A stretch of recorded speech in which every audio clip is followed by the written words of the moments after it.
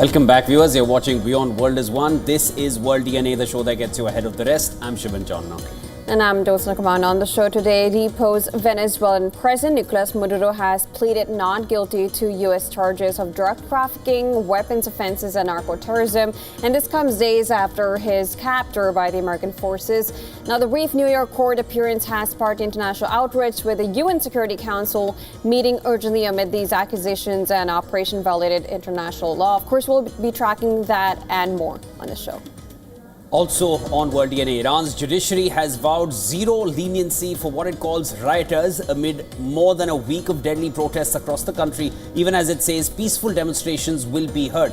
And the warning comes after US President Trump threatened tough action if any of the protesters in Iran are killed, while the UN urged Tehran to respect the right of peaceful protest and prevent further casualties. We'll bring you the latest from Iran, of course, also tracking all that's coming in from Venezuela as we speak. Let's start with the headlines for now.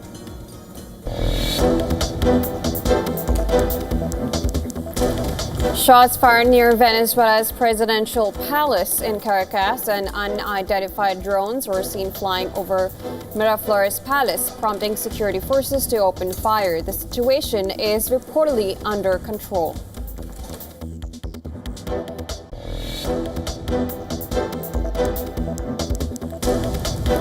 Ousted Venezuelan President Nicolas Maduro and his wife plead not guilty to drug trafficking and other charges in New York court, both ordered to remain in custody with a new hearing set for March 17th.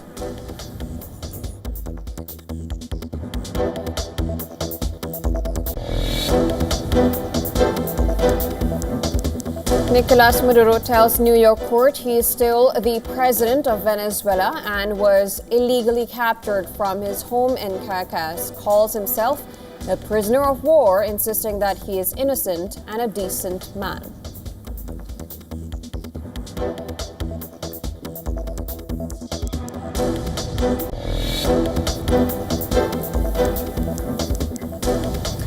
Denmark's Prime Minister Frederiksen warns that any US move to seize Greenland by force would undermine NATO and decades of transatlantic security after Donald Trump renews calls to annex the territory.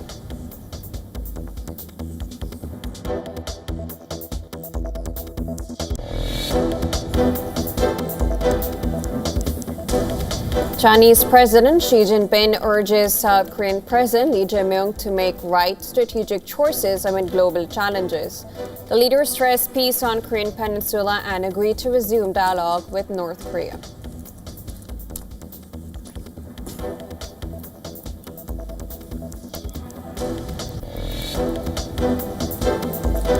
.2 magnitude earthquake strikes western Japan's Shimane prefecture, though no tsunami warning was issued, and this is according to the Japan Meteorological Agency.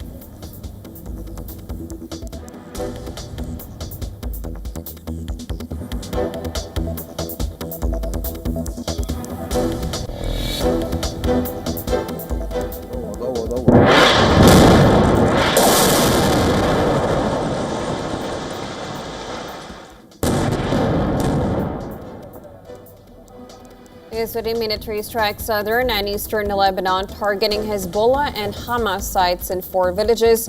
New strikes hit areas near Saksaki and Sarafan, despite existing ceasefire with Hezbollah.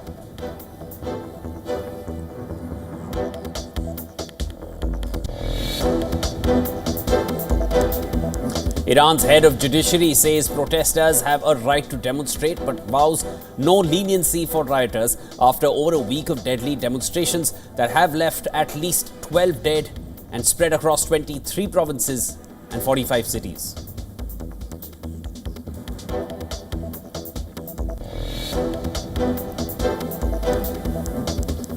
Pakistan and Afghanistan agreed to form a 13-member joint committee of business leaders to negotiate reopening the border for trade, which has been closed since October last year, following clashes over militancy.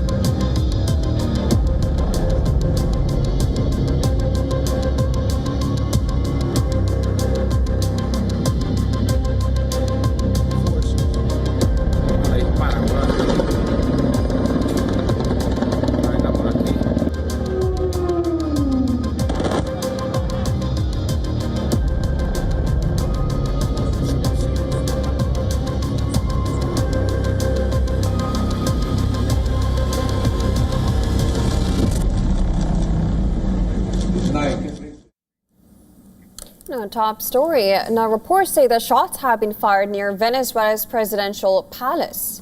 Now, this is as per what witnesses have reported. It comes days after U.S. forces captured the now deposed President Nicolas Maduro in a military raid. A source close to the government said the situation is under control, and the source cited by news agencies said unidentified drones were also sighted over the Miraflores Palace in central Caracas, and security forces opened fire in response hours after Maduro's deputy Delcy Rodriguez was sworn in as interim president following his removal. Rodriguez, who has indicated that she will cooperate with Washington, took the oath of office during a ceremony in the National Assembly, telling lawmakers that she was doing so in the name of all Venezuelans. I come with pain for the kidnapping of two heroes who are being held hostage in the United States of America, President Nicolas Maduro and the first combatant, First Lady of this country, Celia Flores. I come with pain, but I must say that I also come with honor to swear on behalf of all Venezuelans. I come to swear by our father liberator, Simon Bolivar. En nombre de todos los venezolanos. Her brother, Jorge Rodriguez, has been re-elected as the head of the parliament. Jorge, in his first address, vowed to use all avenues to bring back Maduro. Que mi función principal. My main function in the days to come, my role as a man, as a deputy, as president of this National Assembly, will be to resort to all procedures, all platforms, and all avenues to bring back Nicolas Maduro Moros, my brother, my president. A todas las tribunas. Maduro and his wife Celia Flores have pleaded not guilty to drug trafficking and other charges at an appearance in a New York court on Monday. The next court date was set for March 17th.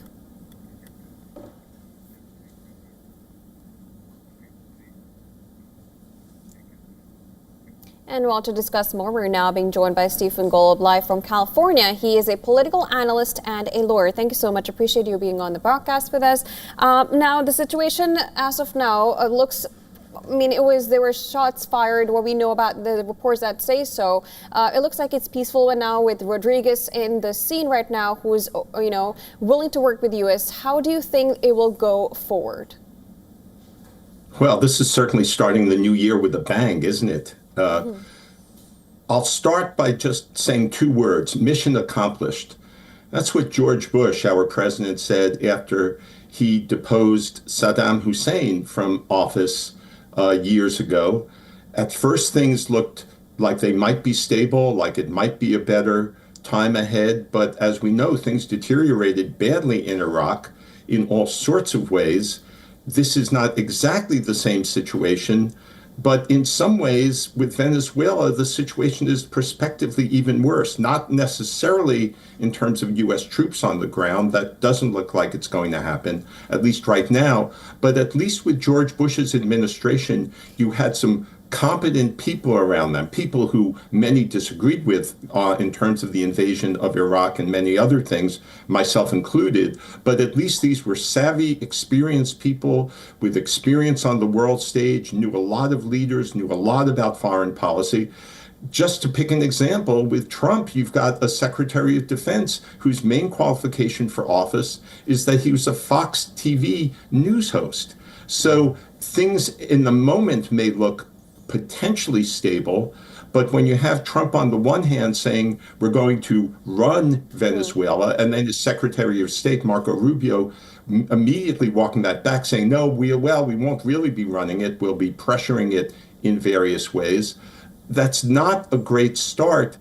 We'll know more a week, a month, or a year from now, but even though things right now aren't necessarily so unsettled or violent, despite what your good report said about explosions or shots in the capital, there's a lot of ground to cover and a lot of reasons to question how well this is going to turn out.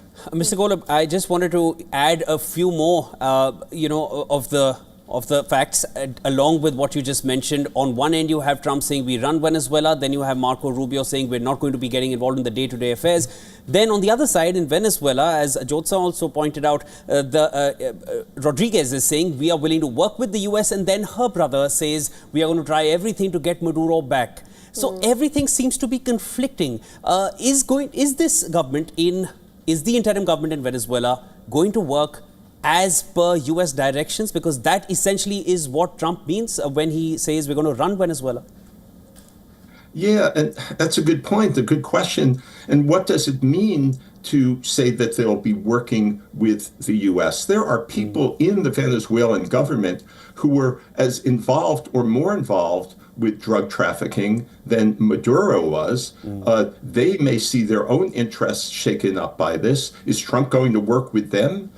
Even in terms of the charges of Maduro, to go off on just a brief tangent here, Trump was accusing Maduro of exporting fentanyl to the U.S. The blatant lies from Trump along the way of saying that 25,000 people died from each of the little boats that were attacked and sunk before this attack took place.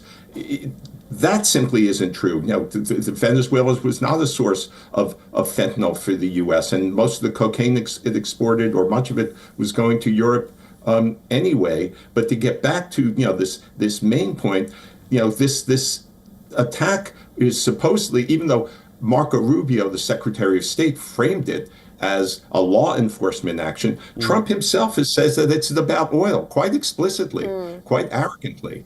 And the notion that we'll somehow be able to extract all sorts of oil from Venezuela, which has a decrepit oil infrastructure, that oil companies themselves are going to make the decision to make big investments in fixing up that infrastructure, the U.S. oil companies, is really questionable. And Mr. Golub, we really didn't hear anything much about these oil companies coming into Venezuela all through September, October, November, when these strikes started. It was all about narco trafficking, and now it's more about oil than it was about narco trafficking. Pretty much establishes what the goal was, and in that point, when we talk about oil, it's not domestic. It's not just U.S. and Venezuela. It's also Russia and China, considering the fact that even China is one of the biggest importer when it comes to Venezuelan oil. Of course, was that also in mind when Trump was also looking forward to that? I don't know if Trump really. I would say Donald Trump doesn't fully understand what he's gotten into, as with many other issues he gets involved with and speaks quite loudly about. Oil certainly is a big factor here, but there are at least two or three other factors to bear in mind. One is simply Donald Trump's ego and narcissism, that he didn't like the fact that he didn't get the Nobel Peace Prize, which is one reason why he's not backing the opposition leader whose party defeated Maduro in the election relatively recently. Another one is what I called in my prior appearance with WION the wag the dog syndrome, where the tail wags the dog in terms of policy decisions. Here, what we have going on is Trump is wagging the dog as kind of a distraction. Here, what we have going on is Trump has domestic problems with the economy, with these ongoing revelations regarding Jeffrey Epstein, formerly his very, very good buddy. In fact, on the day that the invasion took place, the attack took place, there was supposed to be a report issued by our Department of Justice about Jeffrey Epstein that it didn't reveal. So part of this is about oil. It's about greed, and it's also about Trump's ego. But part of this is about distraction from the bad news that's rolling around the U.S. economy and U.S. society, and from other failures and abuses that Trump is committing. We hear your point, Mr. Golub. Thanks so much for joining us here on World DNA. It's always a pleasure speaking with you. Thanks for having me. Yes. All right, we move further. More news coming in from the US President Donald Trump and his administration, as they've reiterated Trump's claims of wanting to take over Greenland and make it a part of the United States. Well, this after Denmark's prime minister has urged Trump to stop the threats to annex the semi-autonomous Danish territory. Speaking to the press, the U.S. president said that, and I'm quoting here, "We need Greenland from the standpoint of national security. Now, in the past, Trump has repeatedly raised the prospect of Greenland becoming an annexed part of the U.S. He cited Greenland's strategic location for defense purposes and its mineral wealth. Trump's renewed claims to take over Greenland comes just days after U.S. Special Forces captured Venezuelan President Nicolas Maduro and his wife from the capital, Caracas. He first expressed his interest in buying the island from Denmark in 2019, but that was rebuffed. Now, in a press conference, Greenland's Prime Minister Jens Frederik Nielsen said that the notion of American control over the island is nothing but a fantasy. Furthermore, Nielsen called for renewed talks with the U.S. and urged against panic after Trump's threats.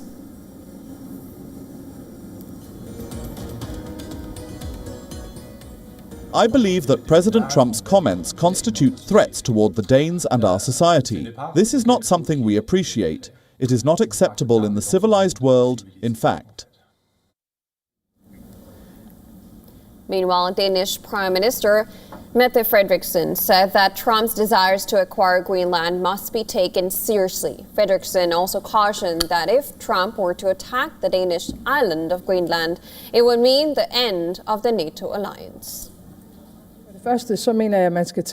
Firstly, I believe that the American president should be taken seriously when he says that he wants Greenland. But I also want to make it clear that if the United States chooses to attack another NATO country militarily, then everything stops. That is, including our NATO and thus the security that has been provided since the end of the Second World War. In a stern warning to China and Russia, U.S. Secretary of War Pete Hegseth said that the U.S. is rebuilding military dominance to a level so absolute that its enemies would not dare test it. Now, Hegseth delivered these remarks at Newport News Shipyard as part of a nationwide defense tour, speaking on the U.S.'s recent military operation in Venezuela. Hegseth said it served as evidence of renewed American military readiness and the limits of non-American defense technology. Third, we're reestablishing deterrence that's so absolute and so unquestioned that our enemies will not dare to test us. You see, under the previous administration, whether it was the debacle of the withdrawal in Afghanistan that cost American lives and smeared our reputation, whether it was the war unleashed in Israel after October 7th by Hamas, or the war in Ukraine that never would have started under President Trump, the world started wondering whether America really was strong and whether America really could lead. Well, that's over now. Hegseth also issued a sharp critique regarding the effectiveness of Russian air defense systems in Venezuela. Hegseth said that Russian systems failed to activate when U.S. Special Forces operated in Caracas. And then we saw 3 nights ago in downtown Caracas in Venezuela, as nearly 200 of our greatest Americans went downtown in Caracas. It seems those Russian air defenses didn't quite work so well, did they? Downtown Caracas, and grabbed an indicted individual wanted by American justice in support of law enforcement without a single American killed.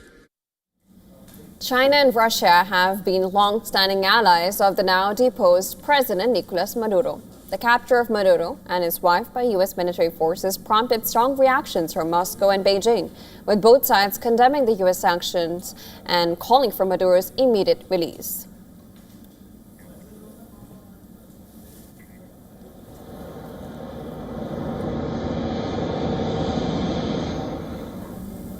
And shifting our focus to other global news, the Israeli military has carried out strikes on southern and eastern Lebanon, targeting what it has described as Hezbollah and Hamas positions in 4 villages.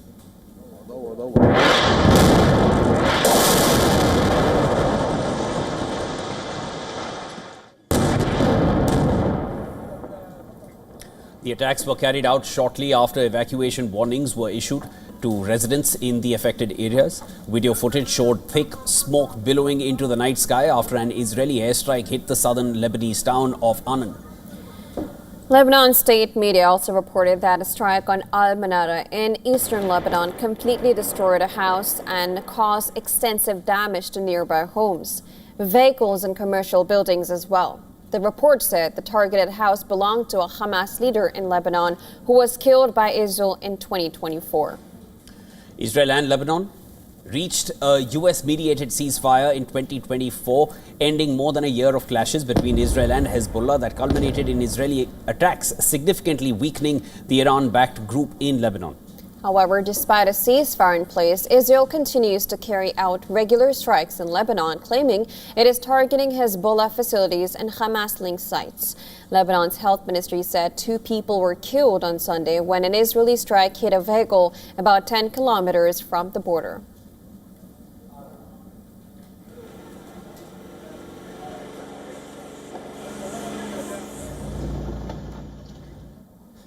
The UK has implemented a nationwide ban on junk food advertising on television and online. And this is as a part of government's efforts to, of course, tackle rising childhood obesity in the country. The historic ban on junk food advertising restricts the promotion of less healthy food and drink products on TV before 9 p.m. local time or promoted through paid online advertising at any time. UK's Minister for Health, Ashley Dalton, said in a statement that it's in everyone's interest that parents and children can make healthy choices. Dalton said, I quote, by restricting adverts and advertisements for junk food before 9 p.m. and banning paid adverts online, we can remove excessive exposure to unhealthy foods.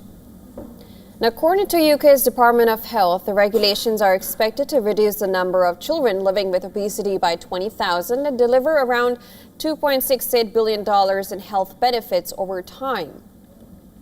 The National Health Service estimates that around 25% of UK adults and around 20% of children aged 10 to 11 are living with obesity.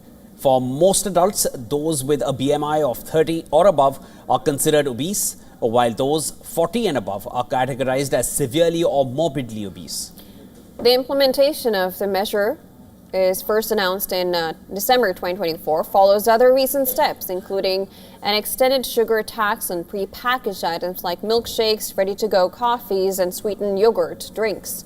Local authorities have also been given the power to stop fast food shops setting up outside schools.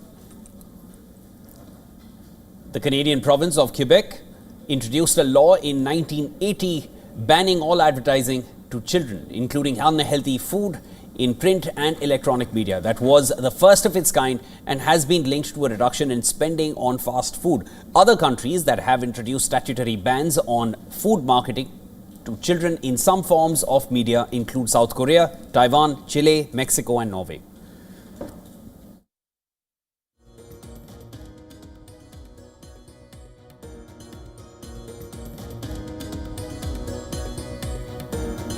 Now it's time for a very short break on World DNA. Don't go anywhere. On the other side, Iran's judiciary has warned that Tehran will offer no leniency to rioters, even though the public has a right to demonstrate following more than a week of sometimes deadly protests. We'll get to all the details on the other side.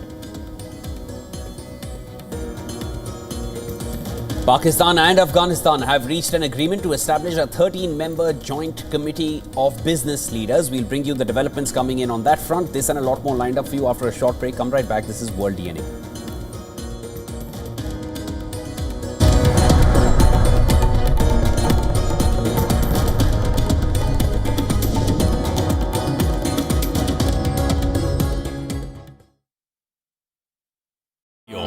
India's Global Voice, the channel that brings you the biggest stories from across the world through India's lens. Now available in more than 190 countries worldwide. Because we believe that the world is one. Watch us in Africa, Europe, USA and Canada, South America, Asia Pacific, Middle East and North African regions. Also available on these digital platforms across the world. WION. World is one.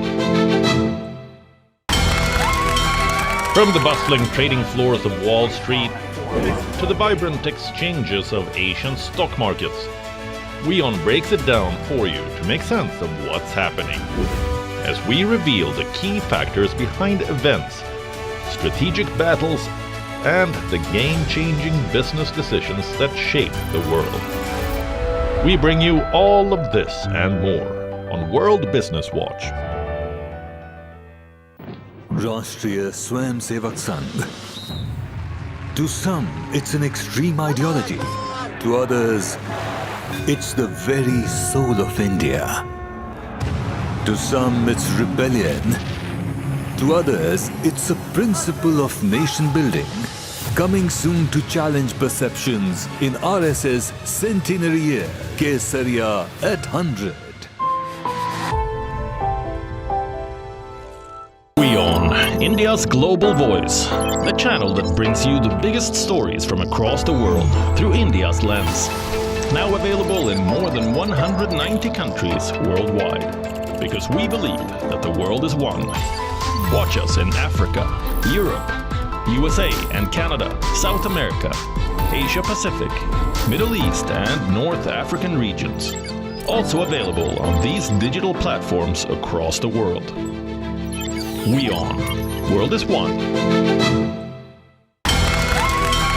From the bustling trading floors of Wall Street to the vibrant exchanges of Asian stock markets, WION breaks it down for you to make sense of what's happening.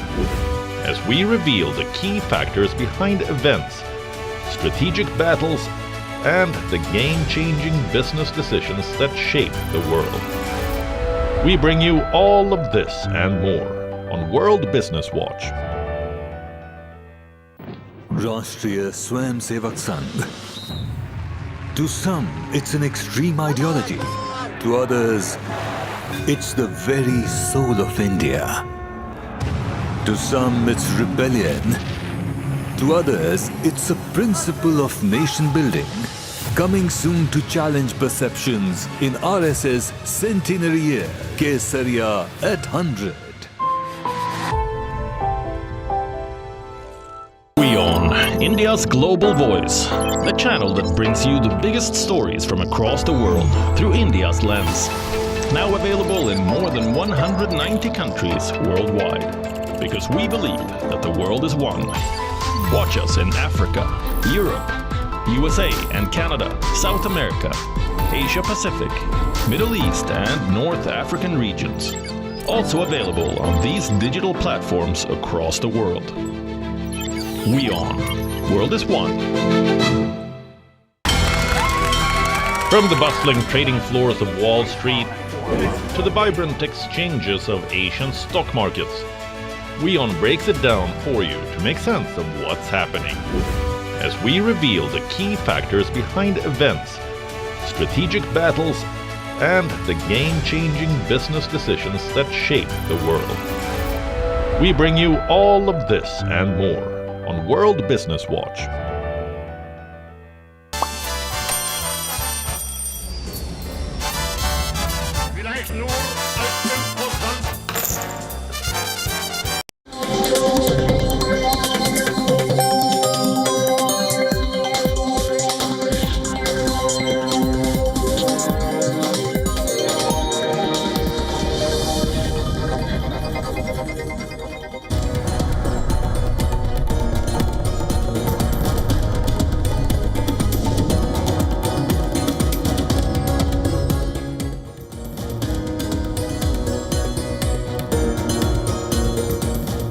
Welcome back, viewers. You're watching World DNA with Jyotsna and I'm Shivan. Lots more to discuss on this side of the show as well. Thanks so much for staying with us. Let's start with the headlines.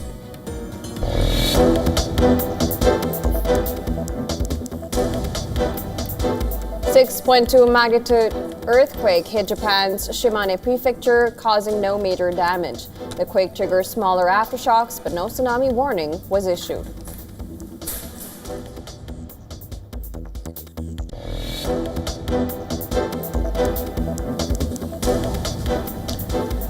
Shots fired near Venezuela's presidential palace in Caracas and unidentified drones were seen flying over Miraflores Palace, prompting security forces to open fire. The situation is reportedly under control.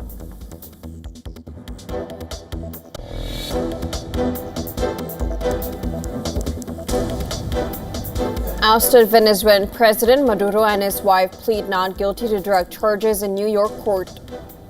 Maduro claims he was illegally captured and insists he's still president. Both remain in custody. A new hearing set for March 17th.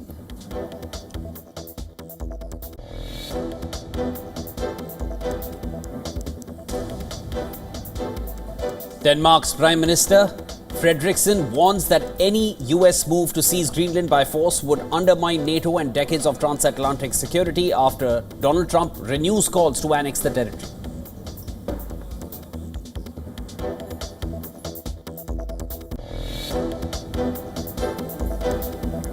Key Ukrainian allies to huddle with top U.S. envoys in Paris to discuss plans to end war with Russia. Summit involving 35 countries aims to align Washington, Kyiv, and European allies on security guarantees to Ukraine.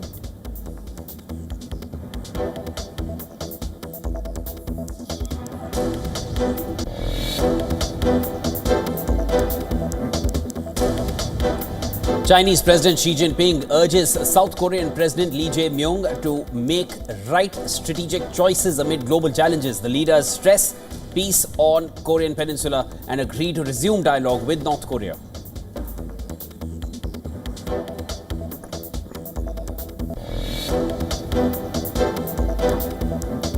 Iran's head of judiciary says protesters have a right to demonstrate, but vows no leniency for rioters after over a week of deadly demonstrations that have left at least 12 dead and spread across 23 provinces and 45 cities.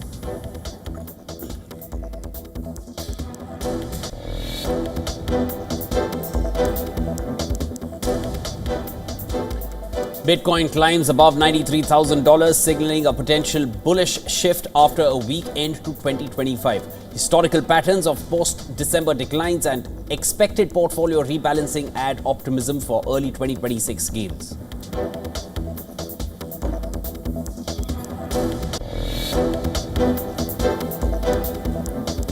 Novak Djokovic withdraws from his planned Australian Open warm-up tournament in Adelaide. The 24-time Grand Slam champion says he is not quite physically ready to compete.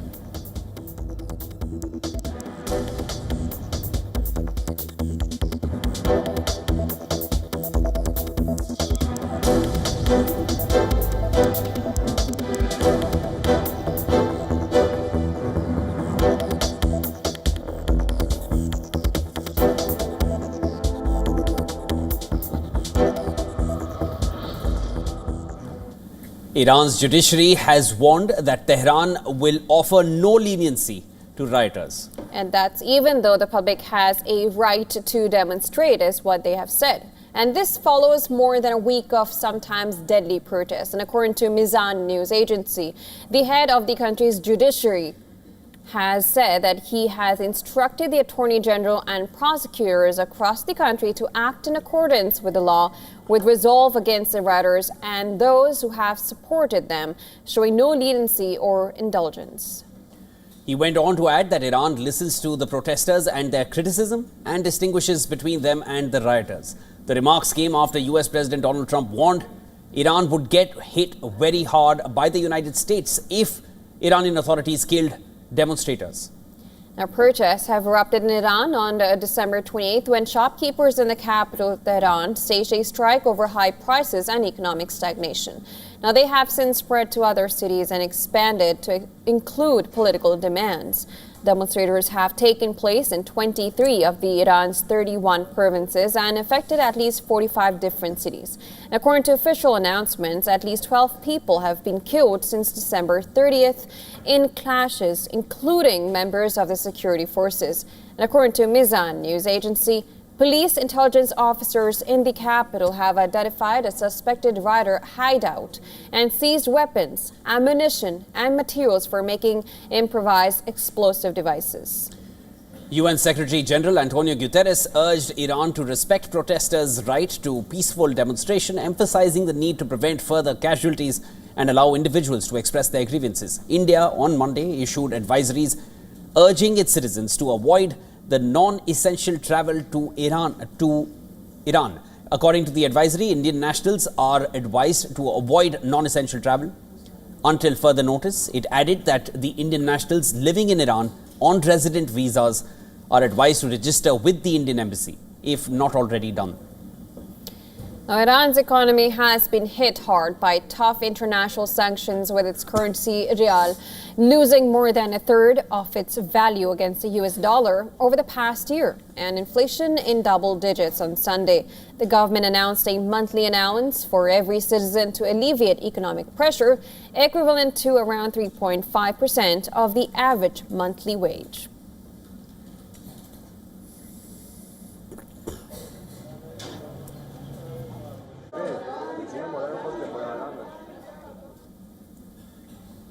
Now, after months of closure due to tensions, Pakistan and Afghanistan have reached an agreement to establish a 13-member joint committee of business leaders.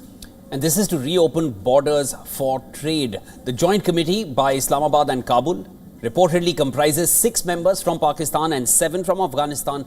The Pakistan delegation will be led by Syed Jawad Hussain Kazmi, advisor to the President of the Federation of Pakistan Chambers of Commerce and Industry, while the Afghan side will be headed by Muhammad Wali Amini.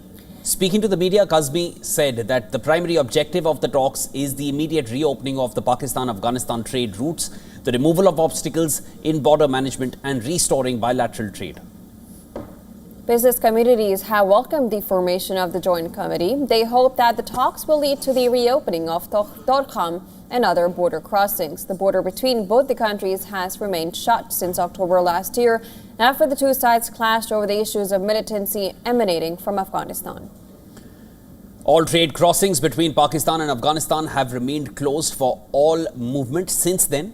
Further, the heightened tensions between the two nations have also led to heavy financial losses for traders on both sides. Many Pakistanis stuck in Afghanistan, including university students, merchants and families, have also expressed anguish after they were left hanging with no way of getting back.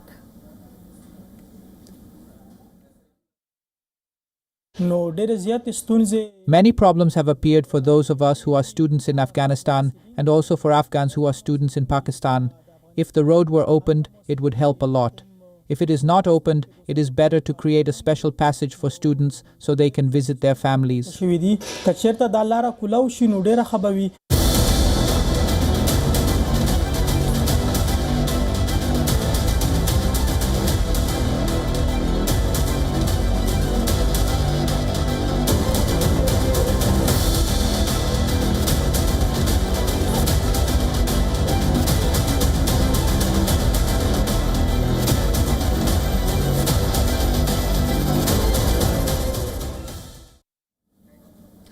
China has upped the ante for reunification with Taiwan. Now, of course, this is with live fire and anti-submarine drills around Taiwan, which mark the end of 2025. However, military might is not the only weapon in Beijing's arsenal. Now, as a part of its report on China's cyber threats, Taiwan's main intelligence agency, the National Security Bureau, claimed that China's cyber army launched an average of 2.63 million intrusion attempts every single day in 2025 against Taiwan's critical infrastructure, and this included sectors such as energy, healthcare, communications and administration. Now let's take a closer look at Taiwan's allegations. It flagged a 6% increase in China's cyber attacks from 2024 and identified Black Tech, Flax, Typhoon, Mustang Panda, APT-41 and UNC 3886 as the main hacker groups.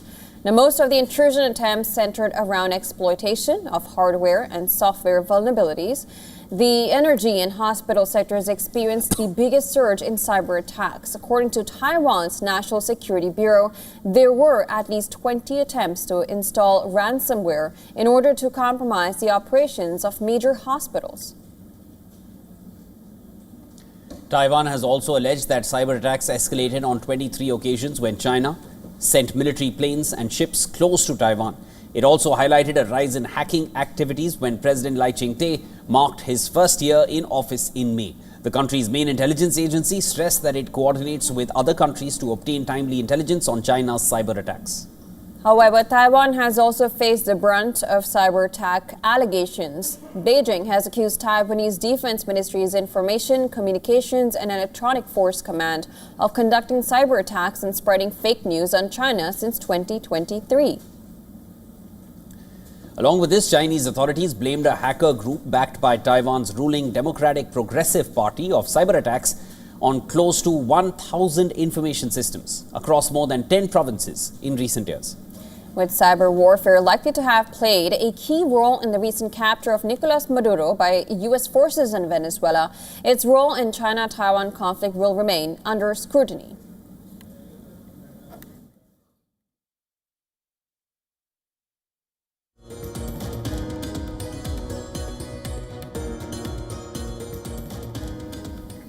India's financial capital, Mumbai, is heading for a crucial election. The BMC elections are slated to take place after a gap of nearly 3 years without an elected body. BMC elections have brought the spotlight on what Mumbaikars want. More in this next report. Take a look.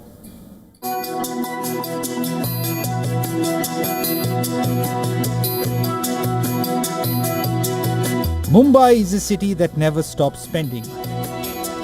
A home to one of the country's richest municipal bodies, with a budget running into tens of thousands of crores.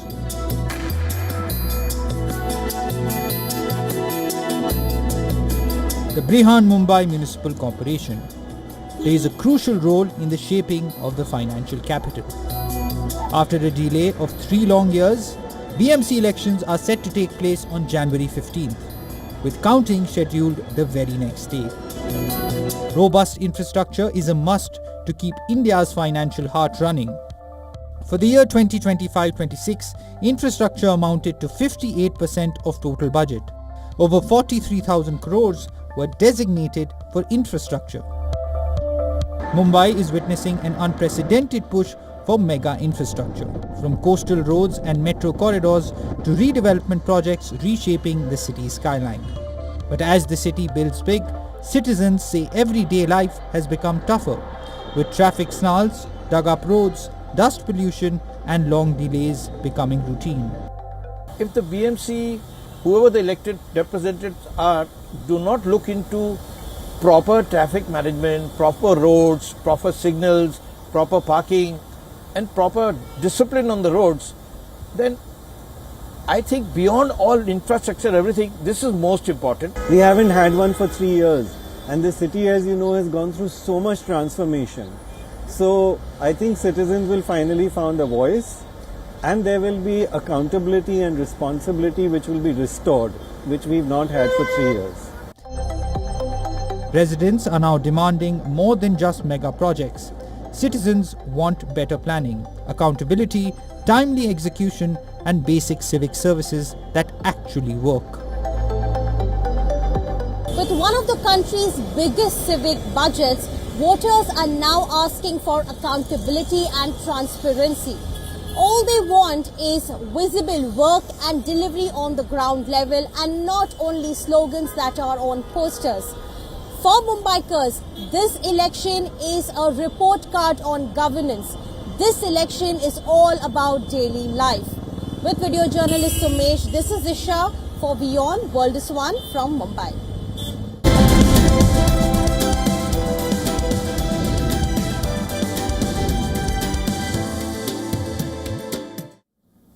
And global stock markets are kicking off this year, 2026, on a high, fueled by the AI boom. In 2025, U.S. stocks gained double digits, hitting record highs, with 7 major tech companies accounting for half of all market earnings. European and Asian equities also reached new peaks, driven by investor optimism around artificial intelligence and expectations of further interest rate cuts. Bonds saw their best annual performance in 5 years as inflation eased, though it remains above the Federal Reserve's 2% target. Analysts warn, however, that this exuberance may be overlooking one of the biggest risks ahead, and that is rising inflation.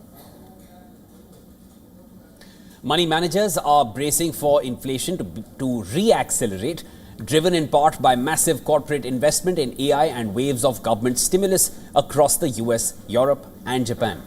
Hyperscalers like Microsoft, Meta, Alphabet, they are investing trillions in new data centers, pushing up energy and chip costs. Experts say rising prices could force central banks to end their rate-cutting cycles, raising borrowing costs, slowing speculative tech investment, and potentially weighing on tech company profits. Inflation-protected treasuries and caution in debt market are becoming a preferred strategy for investors. Signs of stress are already appearing. Oracle and Broadcom warned that soaring AI spending could squeeze profit margins, while HP expects memory chip cost inflation to pressure prices and profits later in 2026. Now, Deutsche Bank estimates AI data center investment could reach $4 trillion by 2030, potentially creating supply bottlenecks in chips and electricity. Analysts caution that unchecked costs and rising inflation could reduce investor returns and slow the flow of money into AI.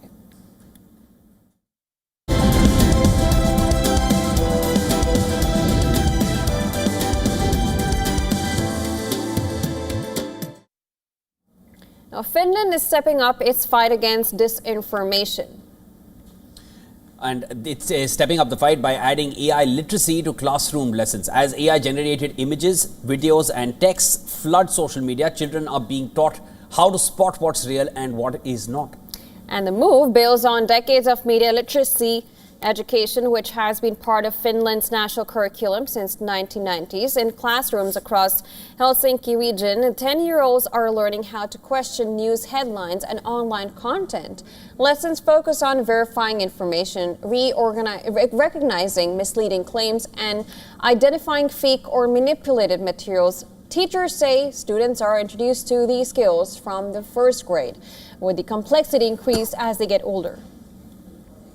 We had a video about how to recognize different kind of fake news, and they were like 5 bullet points that they had to come up with. So what are the main things you have to look when you're reading news or watching video?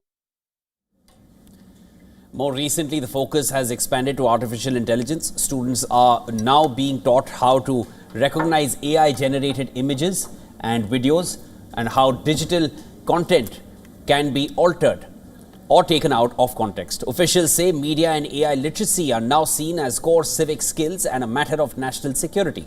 The country's education minister says what was once about understanding traditional media has become a tool to defend democracy in the digital age. I don't think we envisioned that the world would look like this, that we would be bombarded with disinformation, that our institutions are challenged, our democracy really challenged through disinformation. But now, of course, it has served us well. Now, Finland's approach is also shaped by its geography and history. The country shares a 1,340-kilometer border with Russia and has long dealt with propaganda and disinformation. Efforts were stepped up after Russia's the invasion of Crimea in 2014 and again following the full-scale invasion of Ukraine. Now, as the information space grows more complex, Finland says its best defense begins early.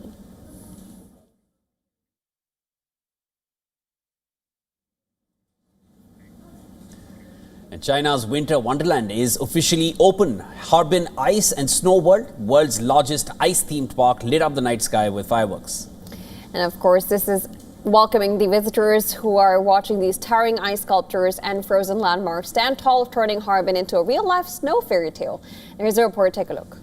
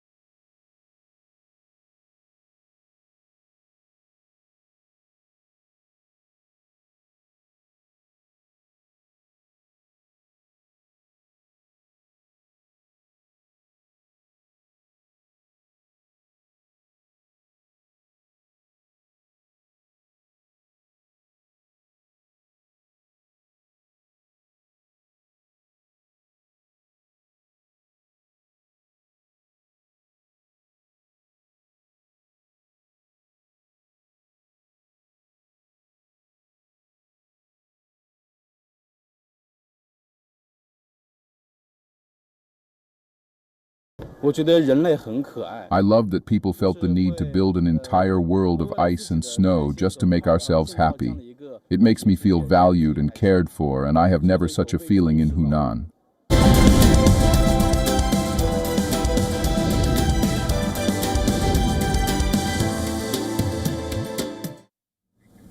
All over to some news from football. Egypt has booked their spot in the quarterfinals of the 2025 Africa Cup of Nations. The seven-time champions edged a tight last 16 tie against Benin. Egypt dominated from the start but were unable to find the net in the first half. Their frustration was compounded just before the break when left back Mohamed Hamdi was stretchered off with what appeared to be a serious knee injury. The deadlock was finally broken in the 69th minute. Egypt midfielder Marwan Atia fired home a fine strike from the edge of the penalty area. With Benin struggling to create chances, it seemed that single goals would be enough. But Benin struck back in the 83rd minute and Dosso bounced on a rebound to level the match. Late drama followed. In the 7th minute of the added time, Yasser Ibrahim rose to head Egypt back in front, sending the ball into the top left corner. Mohamed Salah then put the result beyond doubt in the final moments. He raced clear and curled a superb finish past the goalkeeper with the outside of his left boot from well outside the box. The defeat ends Benin's hope of matching their 2019 run to the quarterfinals, while Egypt now await a tie against either Ivory Coast or Burkina Faso.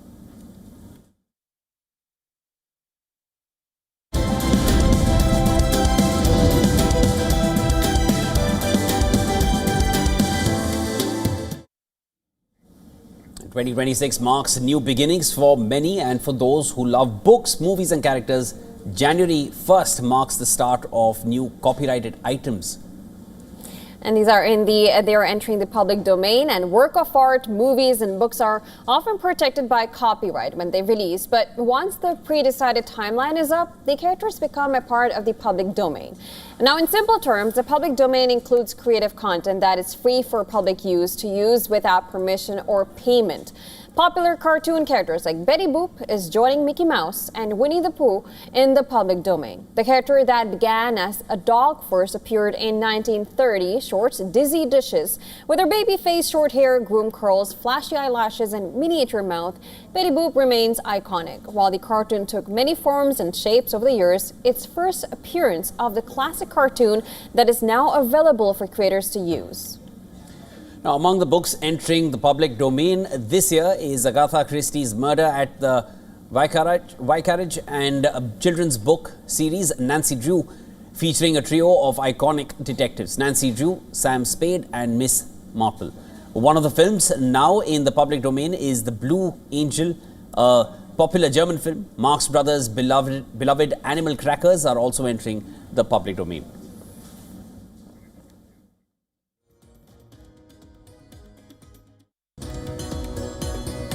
All right, with that, we call a wrap to World DNA for today. But don't go anywhere. News and updates will follow on the other side. You're watching WION World is One. Stay tuned.